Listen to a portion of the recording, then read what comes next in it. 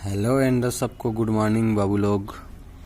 ठीक है, तो पिछले वीडियो में हम लोगों ने देखा था, ठीक, कि किसके बारे में देखा था, जो भी परमाणु के मूल कण हैं, प्रतिकण हैं, ठीक है, जिनसे मिलकर परमाणु बना रहता है, उनके बारे में देखा था, मेसान वगैरह के बारे में।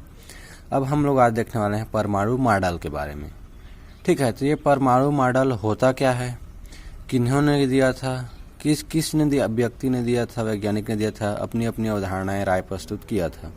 तो सबसे देखते हैं कि परमाणु मॉडल आखिर में होता क्या चीज़ है। ठीक, तो वह संरचना होता है या वह मॉडल होता है जिस मॉडल या जिस संरचना में क्या किया जाता है, जो इलेक्ट्रॉन, प्रोटॉन और न्यूट्रॉन रहते हैं उनकी स्थिति को बताया जाता है, दर्शाया जाता है कि इलेक्ट्रॉन है, प्रोटॉन है और न्यूट्रॉन है, वो कहाँ पाया जाता है, परमाणु के कौन से पार्ट में, कौन से हिस्से में वह स्थित रहता है, उसको शो करता है, ठीक है, बताता है।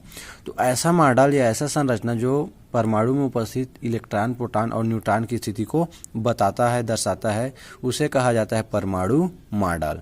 सर्वप्रथम परमाणु मॉडल जे थॉमसन ने दिया था। ठीक है, और इसने उसे किस रूप में माना था, तरबूज की तरह माना था। कैसा माना था, तरबूज के समान माना था उस परमाणु मॉडल को।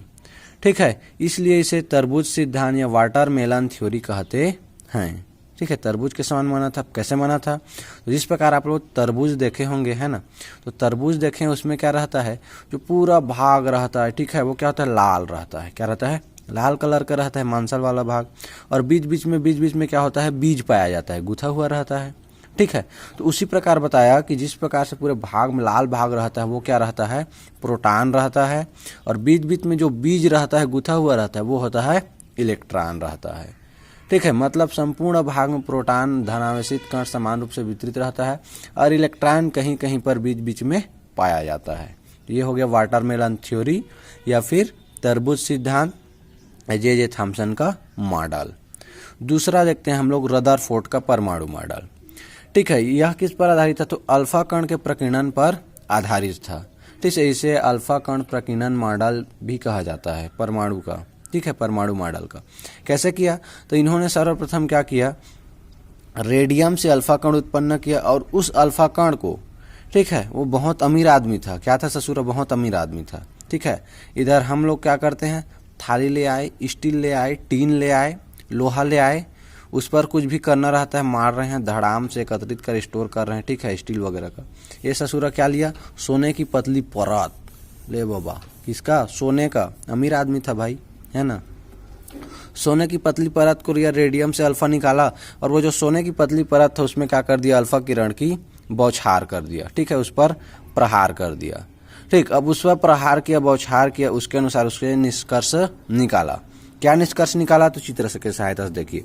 मान लीजिए ये पतली परत है, ठीक है, सोने की, किसकी है, सोने की है, गोल्ड की, सुतने वाला सोने की नहीं है ना, फिर बाबू लोग सुध जाबो ऐसा मत समझना।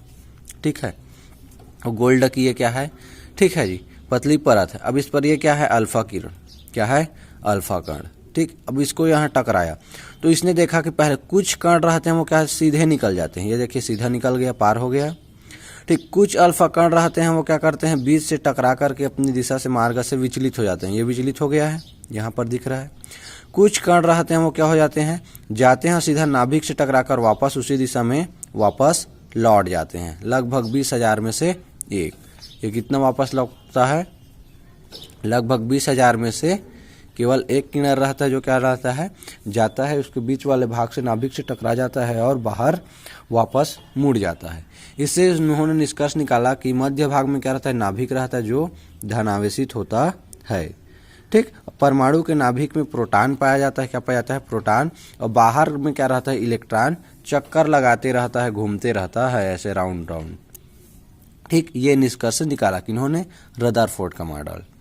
ठीक, अब देखते हैं तीसरा मैक्सवेल सिद्धांत। तो मैक्सवेल्स ने क्या किया, विद्युत चुंबकीय सिद्धांत दिया था। क्या दिया था, विद्युत चुंबकीय सिद्धांत। उन्होंने क्या कहा कि जब भी कोई कण वृत्तीय पथ पर, वृत्तीय मार्ग पर, ठीक है, ये वृत्तीय मार्ग, ये देखिए, ये ऐसे करके चक्कर लगाती है, तो वह क्या करती है, ऊर्जा को उत्सर्जन करती है, मतलब ऊर्जा त्यागती है, देती है।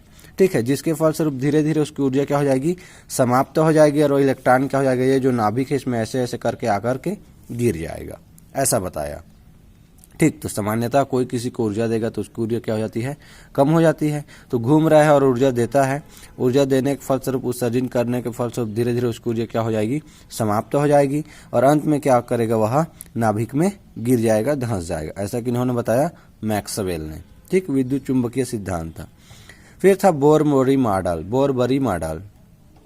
ठीक है, तो यही मान्यता है, यही सिद्धांत है जो सबसे ज्यादा इसे मान्यता प्राप्त है। ठीक है, और आजकल जो परमाणु मॉडल वो इसी सिद्धांत पर भी आधारित है। ठीक, नील्स बोर ने बताया कि परमाणु के केंद्र में क्या रहता है, नाभिक। क्या रहता है, नाभिक। और इलेक्ट्रॉन क्या रहता है, बाहर चक्कर लगाते रहता है।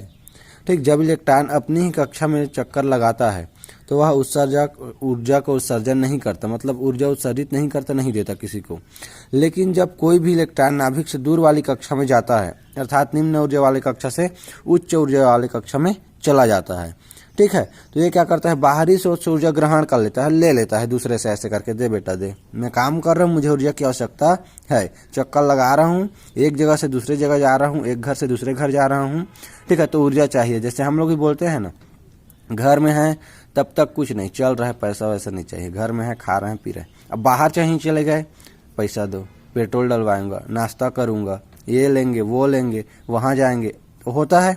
ठीक है, तो उसी प्रकार जब अपने ही कक्षा में रहता है तो ऊर्जा का उत्सर्जन क्या होता है, ऊर्जा का उत्सर्जन नहीं करता है। लेकिन कोई इलेक्ट्रॉन नाभिक से दूर वाली कक्षा में चला जाता है, किसी वही दूर गांव चले गए मान लो, ठीक है, तो यह निम्न ऊर्जा वाले कक्षा से ऊर्जा वाले कक्षा में चला जाता है और बाहरी स्रोत से क्या करता है, ऊर्जा ग्रहण कर लेता है, अर्थात इसकी ऊर्जा क्या हो जाती है, बढ़ जाती है, पावर बढ़ जाता है ना। दूसरे गांव जाते हैं तो अरे मेहमान आया बोलते हैं तो वाह हम मेहमान हैं, अतिथि भगवान का स्वरूप है ना, हमारा मान कर रहे हैं, हमारे लिए चेपटी ला रहे हैं, मुर्गी ला रहे हैं, चिकन बना रहे हैं, वाह पावर बढ़ जाता है, क्या खातिरदारी कर रहे हैं हमारी बोलकर।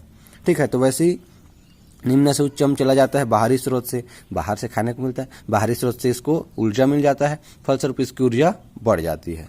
ठीक, और जस्ट इसके विपरीत क्या होता है, जब इलेक्ट्रॉन नाभिक से दूर वाली कक्षा से पास वाली कक्षा में आ जाता है, अब मतलब बाहर गांव गए हैं, ठीक है, मेहमान नवाजी वहां हो गया, वहां से पुनः घर आ गए, घर की मुर्गी डाल गए, अबे चल इसको काम कर, ठीक है, जा वहां पर क्या है, गोबर है उसको फेंक दे, होता है महिलाओं में। पुरुषों में चल नांगर जोतने जाएंगे, ठीक है, वहां से जा ये ले आ, ये कर दे, ठीक, तो वही है पुनः से पहली वाली स्थिति। तो ये क्या करता है, इलेक्ट्रॉन नाभिक से दूर वाली कक्षा से पास में आ जाता है, गांव गया था वो घर आ गया, ठीक है, तब ऊर्जा, ठीक है, ऊर्जा का उत्सर्जन, ऊर्जा में कमी होती है, मतलब वो क्या करता है, ऊर्जा का सर्जन करने लगता है, जिसके फलस्वरूप क्या होती है, उसकी ऊर्जा में कमी हो जाती है। ठीक है, जो भी वहां से खा पी करके ऊर्जा एनर्जी लाया था, है ना, बचा करके मस्त मोटा तगड़ा होकर आया है, घर आने के बाद बेचारा सूख जाता है। क्यों? क्योंकि यहाँ वो जो ऊर्जा स्टोर किया था, खा पी कर मेहमान नवाजी वाला, है ना, मिला था, वो सब क्या हो जाता है, काम करने में खर्च हो जाता है, ऊर्जा उत्सर्जित हो जाती है, फलस्वरूप ऊर्जा की कमी हो जाती है। ठीक है, अब हम लोग आगे देखते हैं कि इसके अनुसार, बोरबरी के अनुसार कक्षा में इलेक्ट्रॉनों की संख्या 2n² हो सकती है। ठीक है, जहां n रहता है कक्षाओं की संख्या, n क्या होती है, कक्षाओं की संख्या। ठीक, तो पहली कक्षा में आप लोग गणित वाले हैं, जान लेंगे, जो नहीं हैं वो लोग मेरी तरह ये देख लेंगे, है ना। 2, 8, 18 और 32, पहली कक्षा में अधिकतम 2, दूसरी में 8, तीसरी में 18 और चौथी में 32 होती है। ठीक, तो आई होप कि ये टॉपिक आप लोग को समझ में आ गया होगा। नहीं आया है तो कमेंट तो नहीं करते हैं तो मत कीजिए, एंजॉय कीजिए जस्ट। ठीक है, तो नेक्स्ट वीडियो में हम लोग देखेंगे इलेक्ट्रॉन, प्रोटॉन और न्यूट्रॉन के बारे में, खोज के बारे में, उनके सापेक्षिक द्रव्यमान वगैरह है, क्या होता है, कैसा होता है, किस प्रकार से होता है। ठीक है, तो ऐसे ही बने रहिए और एंजॉय कीजिए। ठीक है, अपने लाइफ में बने रहिए, इस वीडियो पे ज़्यादा नहीं है। ठीक है, तब तक के लिए जय हिंद।